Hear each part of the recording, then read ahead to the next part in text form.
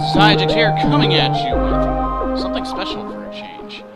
I've been away for quite some time, so today I'm going to bring you a breakdown for the Destiny 2 official gameplay reveal. First thing up is the first cutscene that we see, which is Zavala's story. It's not really all that important to the stream, but it kind of gives an interesting perspective on Zavala's life as a Guardian. So we can see that we're not the only one to die over and over and over again, which is pretty interesting, considering that, you know, I, and I'm sure many other people who've played Destiny, have died at least quite a number of times. I think the next thing to touch on that was pretty important was how Luke Smith got on the stage, and it says that Bungie wants to open up the game to everybody. To me, this means that Bungie is really working on trying to make the game as accessible to every person, whether they are hardcore or casual. As somebody who is not able to frequently raid with a lot of friends or even take part in Trials of Osiris, this is really comforting to hear. I would like to be able to access the in-game content just as much as everyone. It really sucks being left behind and not being able to experience the full game. As any Destiny fan knows, the multiplayer experience is integral to the Destiny experience. Not being able to access that content means you're missing out on quite a lot. Bungie now wanting to get everyone to get as much of it as possible is just a real relief. The next important bit here is that we see Xiagax walking through the tower where he meets with Ikora and Zavala, which most likely is probably going to be one of the opening cutscenes of the game. In the same cutscene, we can see that the Cabal are landing on Earth and are launching an attack against a tower in the city, which gives us a sense that there's some very real danger going on here. In addition, we can also see some very familiar abilities being launched here. Xiagax starting up his golden gun, as well as Zavala using the bubble shield that was very popular in raids, or more appropriately, the Ward of Dawn. This also makes me wonder if these abilities are going to be making a comeback at all. So here's where things get good. We can see that there are a lot of things that have changed since the first game. Firstly, we can see that the UI is a lot different here. Here's what appears to be the new Super, which looks a lot different, so this also leads me to believe that there are going to be brand new Supers here. The next one here looks like our standard grenade ability. Next, we have a new ability here, which I'm not entirely sure about completely. And finally here, we have our melee ability. Continuing on here, we continue with the mission where we fight against the Cabal here, and Zavala is going to go ahead and pop his bubble, dropping some orbs of light here. This is pretty interesting, because now this gives us the idea that now we're going to get AI enemies that are going to fight with us alongside the missions. That's great, because we didn't have too many AI companions with us, or any at all for that matter, and that really kind of makes the missions a little bit more exciting, so now you can expect to have some assistance from the AI as well. Next up here, we get to see the new Warlock Super here called Dawnblade. It utilizes a solar element, and it looks like we're going to have a lot of aerial hits here. Basically, you get to summon a sword made of fire here, and you get to throw blades of fire at it. Overall, it just looks like a lot of fun. Once the Dawnblade has been sheathed at this point, in the same cutscene, we hear Ikora talking about how the speaker has gone missing. This really kicks things up a notch as you really start making your way towards the regular area where the speaker is found, as it really leads you to believe, is the speaker going to be killed, or is he just gone missing and you actually have to go find him? Ikora then notes that the speaker is gone and he's nowhere to be seen. I really like this scene here, as it gives us a really good visual of Ikora taking out one of the Cabal ships, as well as that we can see the area in which the speaker would stand around in has been totally just ripped off the side of the tower. And here for the first time, we get to finally move through the doors that have been closed in that area of the tower for so long. There doesn't really seem to be a whole lot going on here other than fighting some Cabal until, that is, when the Guardian whips out the heavy here, which we can see is a brand new kind of heavy weapon. Now, given the look of the ammo type there, it certainly looks like it fires an arc shot of some kind. I'm not entirely sure if this is an exotic, so we'll have to wait and see. The next cool thing we get to see here is the ability on which we're not entirely sure about. It actually seems to provide some kind of passive buff, which is very interesting to see. It'll definitely change up games up quite a bit. Next up, we see that there's actually a transition in between gameplays, so this actually leads me to believe that we're actually going to see different places in the same level instead of transitioning from one area to the next seamlessly. So after the cutscene with Amanda Holiday, we gotta get a look at another heavy weapon here. And this is something I've been asking for a while. We get to finally use miniguns, which is pretty dang awesome.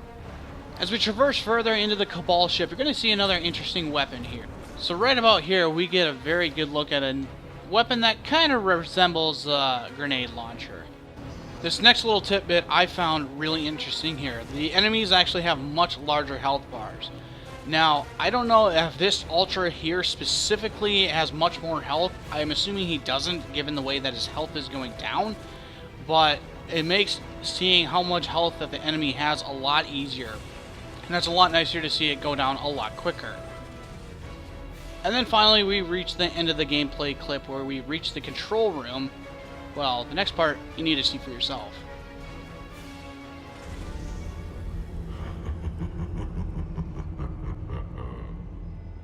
Your journey ends here.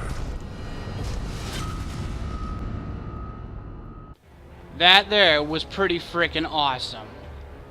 Gaul can actually speak English, which just makes him all the more menacing, I guess. So we got a good look as to how the game is supposed to look and how it's supposed to feel, but it kind of brings up the question of what other things are supposed to go in the game and how is it going to work. Luke Smith also talks about how we are going to lose a city, we're going to lose our weapons, and we're going to lose our powers, and you have to work your way to getting them back, which is pretty nice, but it kind of does bring up one of those old cliches where you're all powerful and now you lose all those powers just to get them back again. That being said, in this case it makes sense. You had your powers in the first game and now you will need to go get them back. Another interesting thing that Bungie is actually going to be doing is that they're going to be putting in more cinematics into the game. So the game's going to be a lot more pretty, I guess. So, with a new game, there's obviously going to have to be some new stuff, right? Of course, in addition to the new weapons that we've seen so far, there will be new strikes, new nightfalls, and new raids. What those are yet, we don't know. We'll have to see. Those that are currently at the event are playing the game right now, so they'll have a chance to see what those are. But I'm sitting at home, so I don't know yet. In addition to new weapons that are coming to the game, we will also be having a new weapon system where you will be having one kinetic weapon, one elemental weapon, and one heavy weapon. This will definitely be a game changer for sure, as we've been used to using the primary, secondary, and heavy. How this all is going to work, we won't know until probably the beta gets here, which will be showing up this summer. With the release of Destiny 2, we will be getting the Titan, Warlock, and Hunter back, along with new subclasses. And the new subclasses are going to be as follows: the Dawnblade for the Warlock, the Sentinel for the Titan, and lastly, the Arcstrider for the Hunter. These subclasses got me pretty hyped up, especially the Titan. You get to fight like Captain America now. Next up on the list was the PvP in Destiny 2. It didn't seem like Bungie talked too much about PvP, but they have confirmed that there is going to be a new game mode called Countdown. There weren't too many details on it, so we'll have to wait and see what comes up. Up next, Bungie talking about the new PvE experiences, the updated patrols, and a lot of new areas that are going to be coming to the game. In addition to patrols, there's going to be a new activity called Lost Sectors. From what we know, that these are going to be areas that haven't been mapped out on the map, and you're going to go and discover these new areas and fight bosses within them. This is something I'm definitely looking forward to, being able to find new places in the game. We didn't have a whole lot of stuff in the first game to go to explore, but with Lost Sectors, this is going to be something that is going to really change the game up a lot. In addition to new patrols, we will have new planets to patrol as well. We're going to have the European Dead Zone on Earth, so that's going to be some place new to explore. We're also going to be able to visit Titan, a moon of Saturn, Io, which is the moon of Jupiter, and the Nessus, which is a completely new area. Now, amongst all the chaos that happened in the tower, the Guardians have also been scattered across the planets, which also makes the Tower Guardians some of the de facto leaders on these new planets. Ikora being on Io, Zavala being on Titan, and Cade being in the Nessus. Now, PvP and PvE are great and all, but what's the best way to enjoy those? With friends, of course, and where are you going to find your friends? In a clan. Well, here's the wonderful thing about Destiny 2. Clans are actually going to make their way in-game. So, no longer are the days where you have to actually go to the website of Bungie.net to actually go find yourself a clan. It's all going to be integrated in-game, which is going to be a lot more smooth and a lot easier to work with. Now, as I mentioned earlier, a lot of people couldn't make it to endgame content as they didn't have friends to play with, or a lot of people just didn't have the time to do it. So that led people to going to LFG, which was really just kind of a band-aid solution. You would try to find people there, and a lot of times they would just bail because things weren't going their way, or they, again, didn't have the time.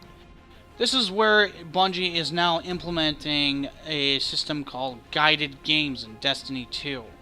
This looks like a very interesting system to me, and it looks like it is really going to work. What this is it's a system where solo players can actually join up with people in clans to maybe play a PvP game or even a raid.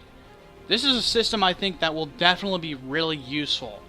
This is something that will help out people as there are probably more active people around the world, and if there's somebody that is maybe looking to join a clan, they're not entirely sure, this is a good way to introduce them into certain clans to get a feel for if that's a certain clan that they want to join or not. So, second to last fact here, we have that the beta is coming this summer. We don't have an exact date as of yet, but we can be rest assured we'll probably be told maybe during E3 or sometime at a later date. And last but not least, for all you PC lovers out there, Destiny 2 will be making an appearance on the PC, so there's that. I personally will probably be getting it for the Xbox, maybe PC, depends on how things are working out for me. So yeah, guys, that's pretty much all I have for this breakdown here. I hope you guys definitely learned something. Hope that was informative enough for you, and hopefully I got you hyped up for Destiny 2. But anyhow, that's all I have for right about now, and I'd like to thank you very much for watching. So, thank you very much for watching, and may God bless you all. I'll see you next time.